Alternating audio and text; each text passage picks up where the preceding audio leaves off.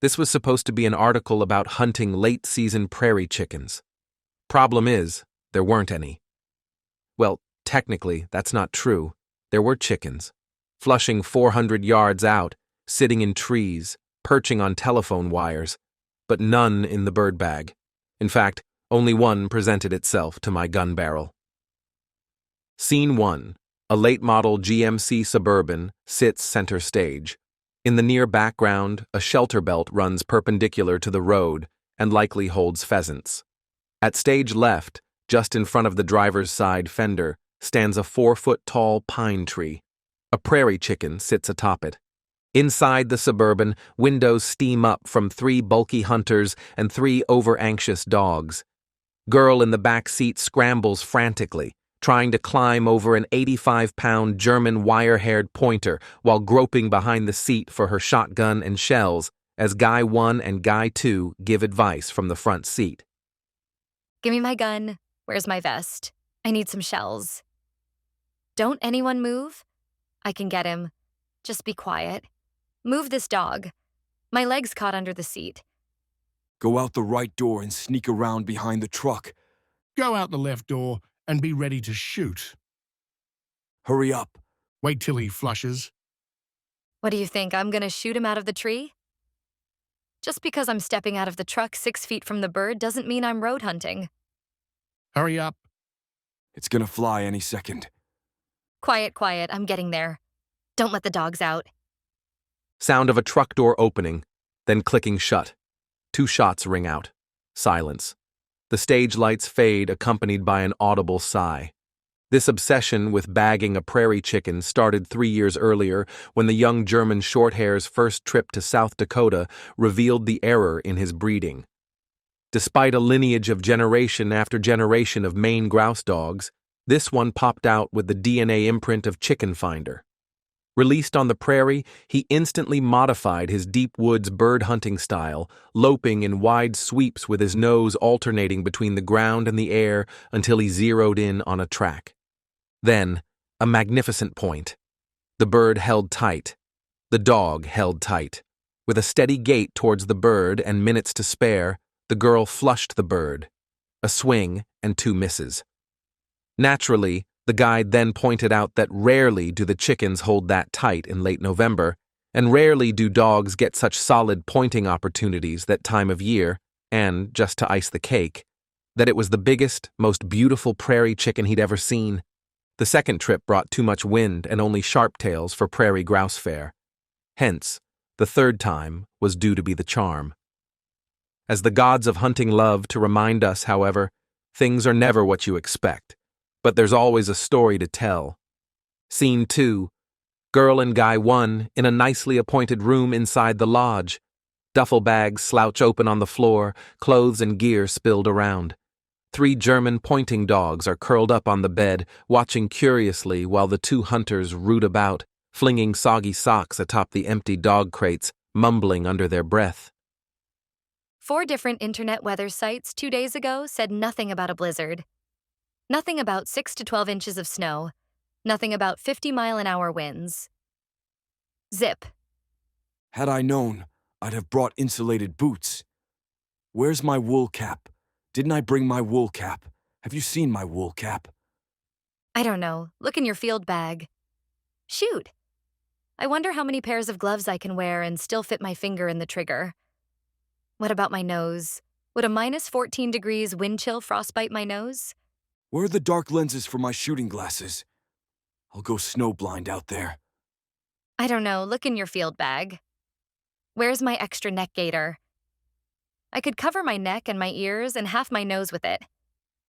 That'll leave 2.7 centimeters of exposed flesh between my glasses and my hairline. Listen, you've got an orange knit hat and an orange fleece headband. I'll wear my insulated camo duck bibs and trade you my long underwear for your knit hat. But that leaves the top of my head naked to the elements. I'll swap you the hat for the underwear, put my ball cap under the headband, and trade you 1 hand warmer heat pack for your lined half gloves. I'll raise you 2 heat packs and toss in the lined gloves plus 1 thermos, if you'll give me your dark lenses, wool hat, fleece socks, and the front seat in the truck by the heater fan. Deal? Deal. According to one game bird reference book, prairie chickens sometimes fly several miles between their grassland roosts and their daily feeding grounds. The book also notes that the birds become more elusive as the season progresses, and it recommends pass shooting from a blind. Nevertheless, the reason we take our dogs on these hunting trips is to give them enough time afield to expend the 3 months of annual energy they were given in excess of the customary 12 per year. Sitting in a blind was not an option. We hadn't, however, planned on an entourage of 24 4,000-pound Black Angus cattle, none of which was in a good mood. Scene 3. Fence line on a bluff. The 3 hunters, still dressed in bulky winter clothing, shuffled downhill through snowdrifts. Behind them, 20 to 25 enormous, hulking cows plod steadily forward, following the hunters, casting huge, ominous shadows on the snow. Occasionally, the beasts bellow in deep, mournful tones, punctuating the sound with the requisite number of snorts, grunts, and noisy exhalations.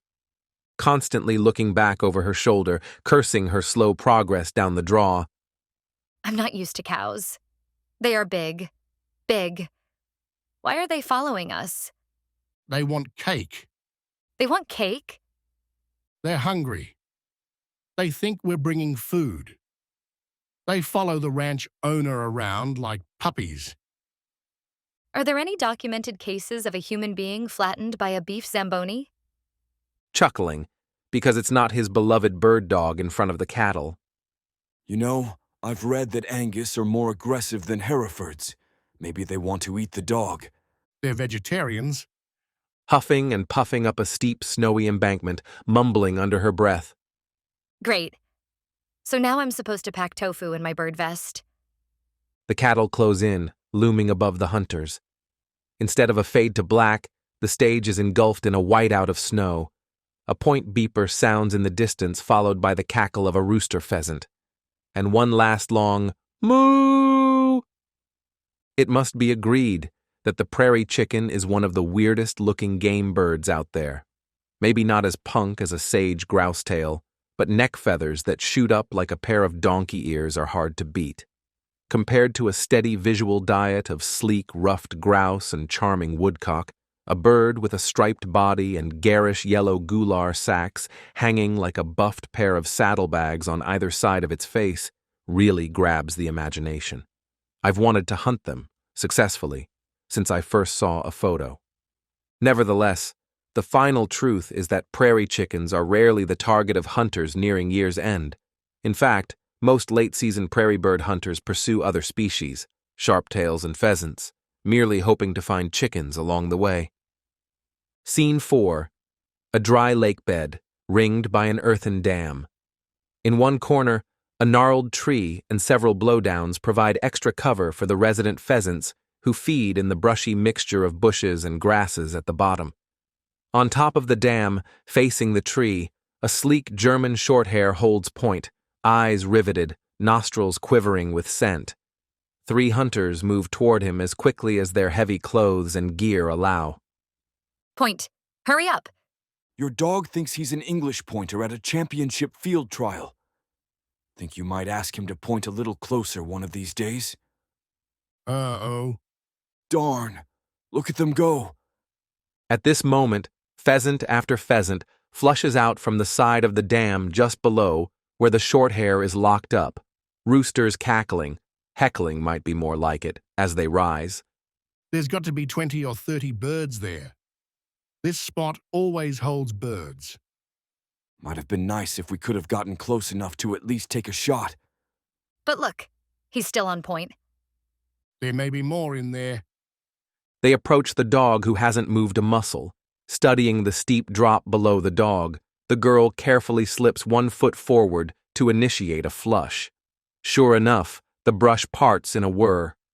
Out speeds a rabbit, faster than a pole row Indy car when the green flag waves. Zoom, pounce, thrash.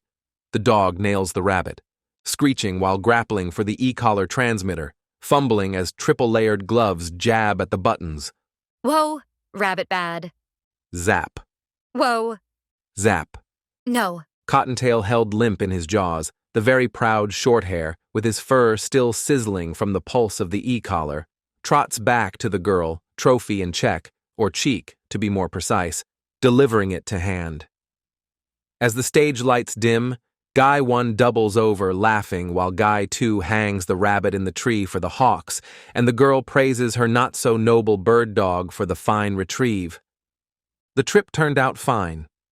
We brought home lots of pheasants, and I've stopped having that nightmare about the bovine night of the living dead. Surely there's another prairie chicken hunt in my future, and, in the meantime, I'm developing a taste for rabbit. Republished with permission from Chicken Challenge by Nancy Anisfield, 2009. The Upland Almanac, Winter 2009. 2009 by Nancy Anisfield.